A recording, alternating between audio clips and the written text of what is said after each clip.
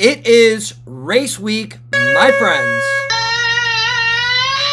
All right, well, welcome to the video. In today's video, we are going to be discussing what you should do to prepare yourself for your next running race. And now this doesn't have to do with the training or any of the physical aspects that go with running a race, but rather what you should do to prepare yourself prior to race day to make sure when you show up for that race that you are organized, that you're feeling good mentally, and that you don't deal with any hurdles on race day. The last thing you want to be doing is figuring out how to get your bib to make sure you can run the race. So this video is going to be great for our first time racers, but also really anyone. I think a lot of this stuff is a good reminder, and especially if it's your first time doing a larger race like a half marathon or a marathon in a bigger city, the logistics become more and more crucial. But for those who don't know, I'm also running the New York City Marathon on November 6th, which I'm super pumped to do. So this video is going to also help me make sure I am prepared for my next race too. So what I like to focus on first prior to a race is all the logistics that come with the race. First being, when and where can I get my bib? Because sometimes there is the option that you can get it shipped to you,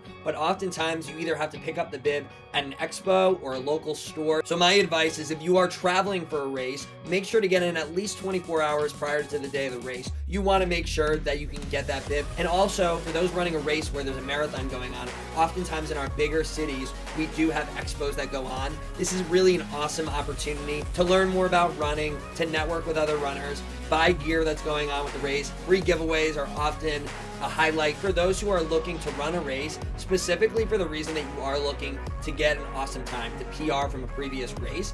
Make sure to look at the course, because if it's a fully flat course, then it might not matter. But most races, you are going to have areas where they become more hilly and less hilly, and it's important to know that to make sure you can pace yourself appropriately throughout the race. If running a fast time isn't that important to you, well, I think it's still good to understand the course, because you want to also understand the logistics of the race, where the race starts, where the restrooms are, where they're giving out water or energy gels for snacks during the race, after the race. All these details are going to make for the best possible race experience for you. And also, you want to know where you're going to be exiting the race, meet up with friends or family after the race that are helping support you. Next, I think it's important to at least just quickly skim through the rules and regulations and understand what it is you can bring to the race and where during the race, because different races have different rules with this. I also recommend, if you are traveling for a race, to have the night before figured out as far as your meal, because that meal is going to be incredibly important. You want to make sure to fuel your body with great nutrients, with carbohydrates the day before a race. And the last thing you want to do is not be able to go to a restaurant or be able to cook food that you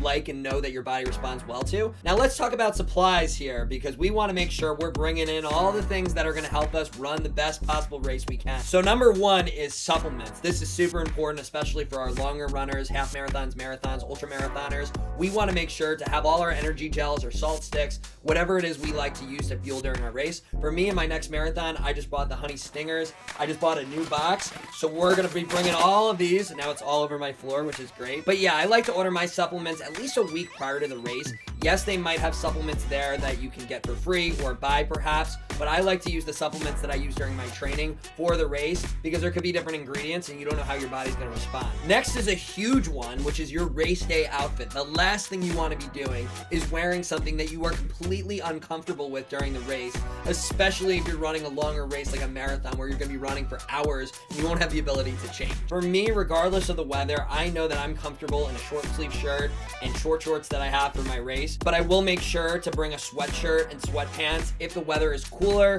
where I could just toss it off as the race starts. But if you are someone that gets really cold and uncomfortable when you're running, if it is freezing out, then yes, make sure to bring thicker layers. Buy high quality clothing for the day of the race if you can. It's going to help make the race that much more enjoyable. I personally also like to buy a new pair of socks prior to the day of the race. It's just nice to wear a fresh pair of socks. The sock brand I've been using has been Bombas. It has been an awesome pair of socks. I'm not associated with Bombas or any of the other companies I've talked about so far, but that will be what I'll be wearing for race day. As far as my race gear, I'll probably be wearing Lululemon. And then as far as shoes, I think there's two approaches that you can take. One is, if you're someone that's just running the race for fun and you're not a serious runner, then wear the shoes that you've been training with. Just make sure they're not worn out. But if you're someone who's serious about running a really fast time, my recommendation is to make sure to get a pair of race shoes. I personally enjoy the Nike Vaporflies, Alpha Flies. That's where I've seen the most success. but I know Saucony, Asics, Brooks, they all have really good racing shoes too. You're just gonna wanna make sure to pick a model that is meant for racing, that's lighter, that's comfortable for you, and to make sure prior to the race to get at least 1 to 2 runs in with these shoes to make sure that they're at least a little bit broken in. And then yeah, don't forget all the running accessories you love, whether that's headphones, your Apple Watch, your chargers for everything. These are things that I have forgotten. You wanna make sure to bring these for the race. And then plan the post-race. Plan what you're gonna do after this amazing experience that you go through. So what I like to do is make sure to, one, have a reservation lined up or some food delivery service that's already ready to go.